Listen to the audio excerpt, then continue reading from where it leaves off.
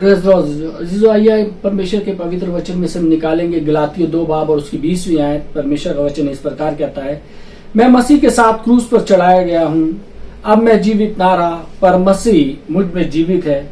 और मैं शरीर में अब जो मैं जीवित हूँ तो केवल उस विश्वास से जीवित हूँ जो परमेश्वर के पुत्र पर है, जिसने मुझसे प्रेम किया और मेरे लिए अपने आप को दे दिया। मेरे अजीजों, जब हम मसीह को अपने उद्धारकर्ता के रूप में स्वीकार करते हैं तो हमारे अंदर एक अद्भुत कार्य करता है। वह हमारे अंदर रहने के लिए आता है और हमें एक नया स्वभाव और एक नई आत्मा देता है, जो दोनों उसके हैं। यीशु पूर्ण रूप से हमारे अंदर हमारे नए सिरे से जन्मी आत्माओं में रहने के लिए आता है। मेरे अजीजों, हम उसकी धार्मिकता, उसकी शांति, उसका आनंद और उसकी आत्मा का फल प्राप्त करते हैं। हम उसमें न्याय संगत हैं, उसमें मुक्त हुए हैं और उसमें पवित्र हैं। हमारे पास मसीह का मन है, हमें क्षमा कर दिया गया है, हम पाप के लिए मर चुके हैं। और ये केवल उस बात की शुरुआत है जो परमेश्वर का वचन कहता है कि हम मसीह में हैं और ये सब हमें प्राप्त है। मेरे अजीजों, क्या आप कभी अपने जीवन के हालातों से इतना उदास हुए हैं कि आपने सोचा या कहा कि काश मेरे पास किसी और का जीवन होता या उसके जैसा जीवन होता? यही वो जीवन है जो आपको तब मिलता है जब आप यीशु को अपना उद्धारकर्ता के रूप में स्वीकार करते हैं। वह आपका पुराना जीवन ले लेता है और आपको उसका जीवन मिलता है।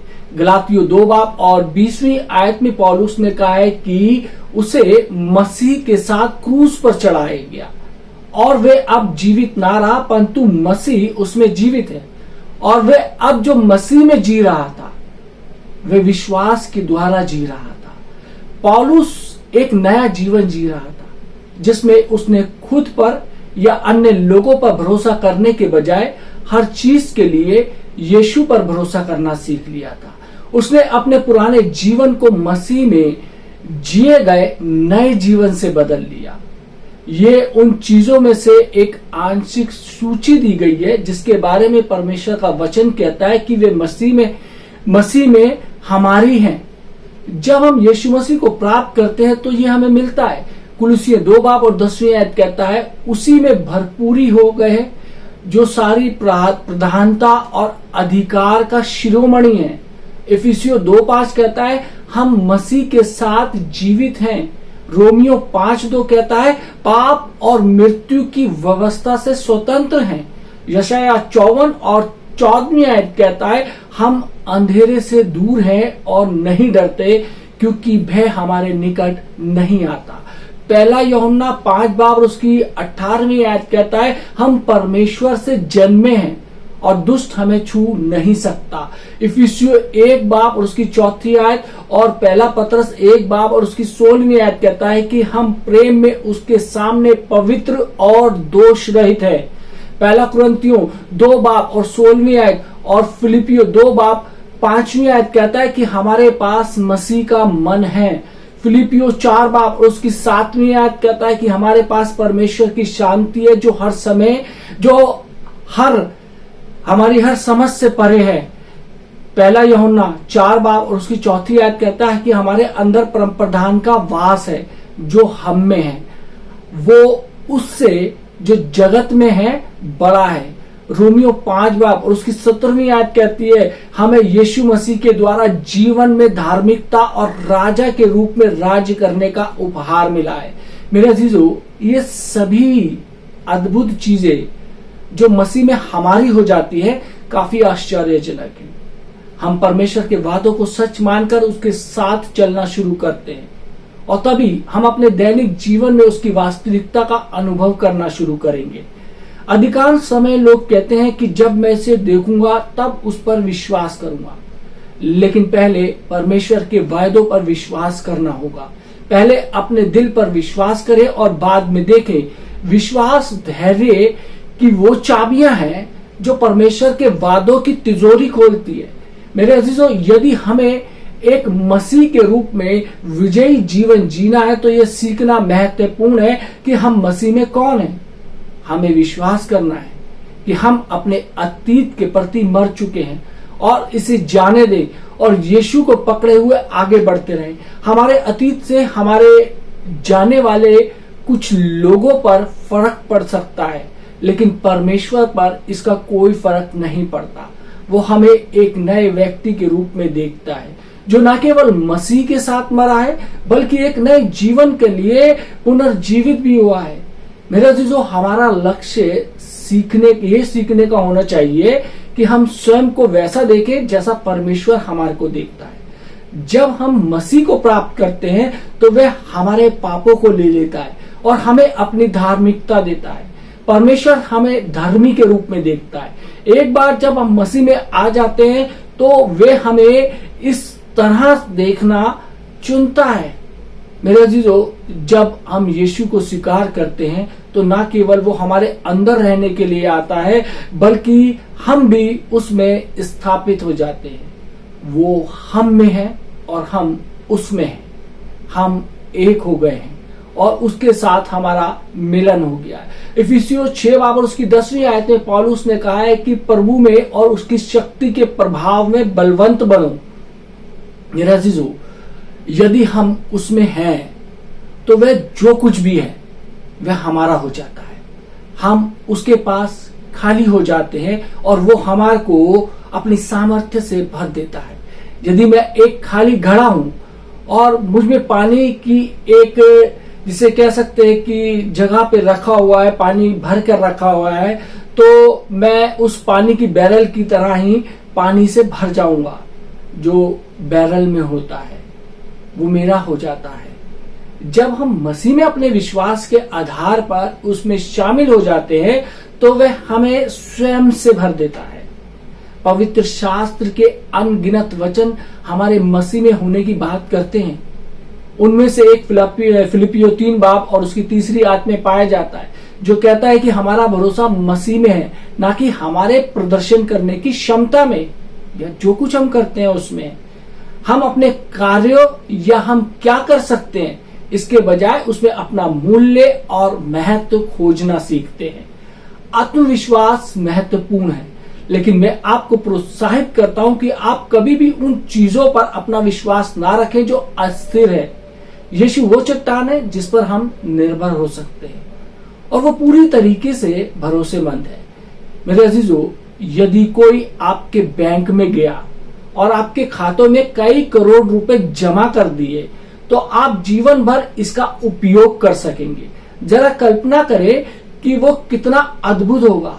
आप आभारी, खुश और उत्साहित होंगे और निश्चित रूप से जब आपके लिए इतना कुछ उपलब्ध होगा तो आप जीवन में कठिनाइयों से गुजरना छोड़ देंगे। यीशु ने अपने प्रत्येक बच्चे में एक राशि जमा की है। पवित्र शास्त्र के अनुसार उसने हमें वो सभी चीजें दी है जो जीवन और धार्मिकता से संबंधित है। दूसरा पतरस 1 और उसकी 3री आयत में लिखा है, क्योंकि उसकी ईश्वरीय सामर्थ्य ने सब कुछ जो जीवन और भक्ति से संबंध रखता है हमें उसी की पहचान के द्वारा दिया है, जिसने हमें अपनी ही महिमा और सद्गुणों के अनुसार बुलाया है। मेरे अजीजों, सभी चीजें हमारे द्वारा अनुभव नहीं की जाती है, भले ही वास्तव में वो हमारी है, जब तक कि हम व्यक्तिगत रूप से उसके बारे में नहीं जानते और जिस तरीके का जीवन उसने हमें जीने के लिए कहा है, हमें वादों के साथ अपनी, जिसे कह सकते हैं कि लगन जोड़नी होगी और उन्हें अपने जीवन में साकार होते हुए देखने के लिए उस पर अपना विश्वास रखना होगा। मेरे अजीजों, जैसे मैंने पहले बताया कि यदि किसी ने आपके बैंक खाते में राशि जमा की है लेकिन आपको पता नहीं है कि ये कहाँ है, तो जाहिर तौर पर है आप कभी भी उस राशि की निकासी नहीं कर सकेंगे, उस राशि को निकाल नहीं सकेंगे। ज्ञान की कमी वो चीज है जो परमेश्वर के बच्चों को वास्तव में अद्भुत जीवन जीने से रोकती है, जिसे पाने के लिए यीशु मरे थे। वो बस ये नहीं जानते कि ऐसा एक विकल्प भी है। उन्हें पता नहीं है कि वे अतीत को जाने दे सकते हैं और कभी पीछे मुड़कर देखने की आवश्यकता नहीं है, या वे अपने प्राणों के सभी घाव पर चंगाई का अनुभव कर सकते हैं। इसी तरीके से यदि पैसा जमा किया गया था लेकिन व्यक्ति असली था और अपनी जरूरतों की चीजें पाने के लिए कभी बैंक नहीं गया तो वे भी अभाव में रहेगा, भले ही उन्हें वास्तव में वो सब कुछ प्रदान किया गया हो जिसकी उन्हें कभी आवश्यकता हो सकती है। मेरे अजीजों, यीशु ने आपको अपना घर बनाकर आपके लिए वो सब कुछ जमा कर दिया है जिसकी आपको कभी भी आवश्यकता हो सकती है। हमें जो कुछ भी चाहिए या और इच्छा है वो सब उसमें है, वो हम में है और हम उसमें हैं। ज्ञान की कमी या इन वादों को अपना मानने के प्रति निष्क्रिय होने के कारण इस सच्चाई से आपको मिलने वाले लाभ को ना चूकें, छोड़े नहीं इस लाभ को। हालांकि मैं इन बातों को कई वर्षों से अधिक समय से जानता हूं, फिर भी मैं इस तथ्य से आश्चर्यचकित हूं कि परमेश्वर ने हम में रहना चुना है और हमें उसमें रहने की अनुमति दी है। क्या अद्भुत विशेष अधिकार है। यदि आप इस पर विश्वास कर सकते हैं तो आप इसे पा सकते हैं, इसे ग्रहण कर सकते हैं। यूहन्ना 14 बाब और उसकी 20वीं आयत में लिखा है, उस दिन तुम जानोगे कि मैं अपने पिता में हूं और तुम मुझ में हो और मैं तुम में हूं। मेरे अजीजों, पौलुस ने विश्वासियों से कहा है कि वे जिस अगुए लीडर का अनुसरण कर रहे हैं उसके बारे में घमंड करना बंद करें और महसूस करें कि सभी चीजें उनकी हैं। पहला कुरिन्थियों 3 बाब और उसकी 21वीं आयत में परमेश्वर का वचन कहता है, इसलिए मनुष्यों पर कोई घमंड ना करे क्योंकि सब कुछ तुम्हारा है। दूसरे शब्दों में, हमें वो नहीं मिलता जिसकी हमें आवश्यकता है, या हम अपना मूल्य और महत्व उन लोगों से नहीं पाते जिनसे हम जुड़ते हैं, बल्कि केवल मसीह में होने और उसके हम में होने से वो हमें मिलता है। मुझे यकीन है कि ये सुनने में आपको अच्छा लग रहा है, लेकिन ये आपके लिए प्रकाशन वास्तविकता बन जाएगा, जिसके लिए मेरा सुझाव है कि आप रोजाना इस पर ध्यान करें, सोचें और कहो, मैं मसीह में हूं और वो मुझ में है, मैं उसका घर हूं और वो मेरा घर है। अपने आप को प्रतिदिन इसकी याद दिलाएं ताकि आपका ध्यान इस पर से कभी भी ना हटे। कई वर्षों तक परमेश्वर के वचन का अध्ययन करने के बाद मैं अब भी प्रत्येक दिन अपने आप को इन अद्भुत वादों की याद दिलाता हूं। मेरे अजीजों, हमें यीशु की आत्मा के माध्यम से उसके साथ घनिष्ठ संगति रखने के लिए आमंत्रित किया गया है। उसने अपने शिष्यों से कहा कि जब वो चला जाएगा तो वह उनके साथ घनिष्ठ संगति में रहने के लिए एक और सहायक अर्थात पवित्र आत्मा भेजेगा, और यही उसका हमसे वादा भी है। यूहन्ना 16:7 में आपको कभी भी ये महसूस कराने की आवश्यकता नहीं है कि यीशु बहुत दूर है, क्योंकि वह आपको सांस या दिल की धड़कन जितना भी आपके करीब है वो आप में है। आप उसमें कभी भी बात कर सकते हैं। वो आपके साथ घनिष्ठ व्यक्तिगत संबंध रखना चाहता है। मेरे अजीजों, हमारे पास डर में जीने का कोई कारण नहीं है। यह आपकी और मेरी और यीशु में विश्वास करने वाले प्रत्येक व्यक्ति को सामर्थ्य जीवन जीने की आशीष मिली है। मेरे अजीजों, परमेश्वर के घर के रूप में उसने आपको बहुत सावधानी पूर्वक और जटिल तरीकों से बनाया है और गढ़ा है। निर्गमन में हम उन दिशा निर्देशों के बारे में पढ़ सकते हैं जो परमेश्वर ने तंबू के निर्माण और स्थापित करने के लिए जो मूसा को दिए थे।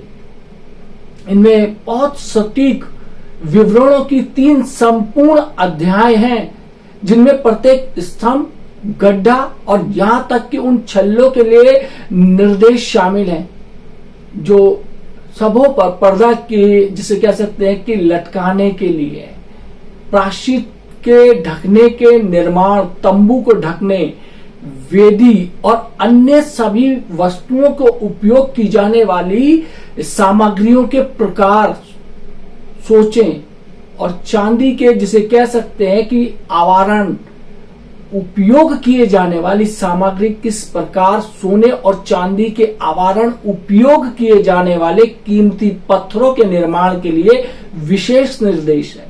कढ़ाई प्रत्येक वस्तु का सटीक माप और अन्य विवरण, ये एक बहुत व्यापक और विस्तृत सूची हो सकती है। पूरे के पूरे 3 अध्याय के अंदर इसका विस्तार से जिक्र किया गया है।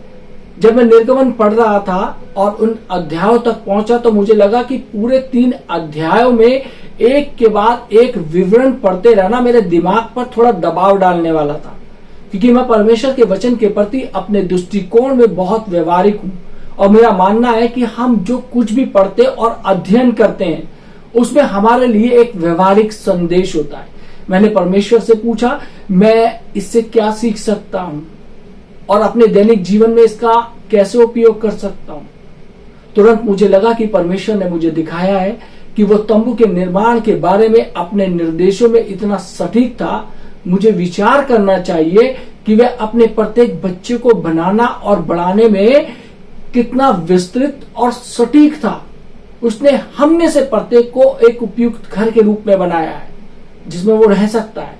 उसने हमें बनाने में बहुत सावधानी बरती है और हमारे स्वभाव, प्रतिभा और क्षमताओं, हमारे बालों और आंखों के रंग, हमारी त्वचा का रंग, हम कितने लंबे हैं और हमारी रचना के हर विवरण के बारे में सटीक या अच्छी खबर यह है कि हम गलती नहीं है। वचन संहिता 139 बाइबल का एक अद्भुत अध्याय है जो बताता है कि परमेश्वर ने हमें कितनी सावधानी से बनाया है। उसने स्वयं अपने हाथों से तेरी माता के गर्भ में तुझे रचा और तू भय के साथ और अद्भुत रीति से रचा गया है। भजन संहिता 139 को धीरे धीरे पढ़ें। इसमें जो कुछ कहा जा रहा है उस पर विचार करें, परमेश्वर का धन्यवाद करें। आप कोई गलती नहीं है, आप परमेश्वर की अद्भुत रचना है। अपने आप को, अपने जीवन को कोसना बंद कीजिए। परमेश्वर की आप सर्वश्रेष्ठ कलाकृति हैं। परमेश्वर ने आपको एक विशेष उद्देश्य के लिए इस संसार के अंदर भेजा है, इस संसार में रखा हुआ है। अपने उस उद्देश्य को पहचानिए और परमेश्वर के साथ घनिष्ठता के साथ आगे बढ़िए और फिर आप देखेंगे आपके जीवन में जितनी की जितनी प्रतिज्ञाएं बाइबल के अंदर की गई हैं, वो सारी की सारी प्रतिज्ञाएं आप अपने जीवन में पूर्ण होते हुए देख सकते हैं। परमेश्वर चाहता है कि आप उस पर विश्वास करें, उसके वचन पर मनन करें और उसके पीछे चलें। परमेश्वर आप सबको आशीष दे। आइए हम दुआ मांगें।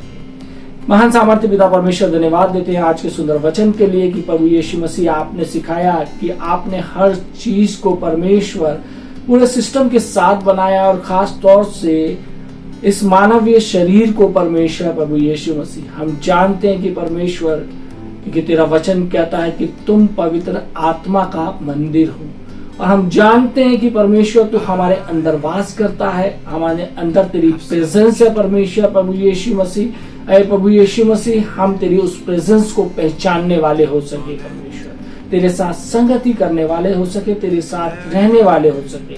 हम अपने पुराने दकियानूसी ख्यालातों को अपने जीवन से दूर करने पाए और परमेश्वर हम प्रभु जी तेरे पीछे चलने वाले हो सके। प्रभु जी, जितने लोगों ने खुदावन ये वचन सुना है उनके जीवनों पे प्रभु जी तेरी आशीष, तेरी करुणा हो। प्रत्येक व्यक्ति पे खुदावन तेरी करुणा, तेरी आशीष हो। परमेश्वर सुनने वालों के परिवारों पे भी खुदावन तेरी आशीष हो। ये वचन ज्यादा से ज्यादा लोगों तक पहुंचे ताकि वो भी खुदावन प्रभु यीशु मसीह अपने आप को पहचानने वाले हो सके मसीह में कि हम कौन हैं। सब पे खुदावन प्रभु यीशु मसीह आपकी आशीष हो। यीशु मसीह के नाम से मांगते हैं, आमीन।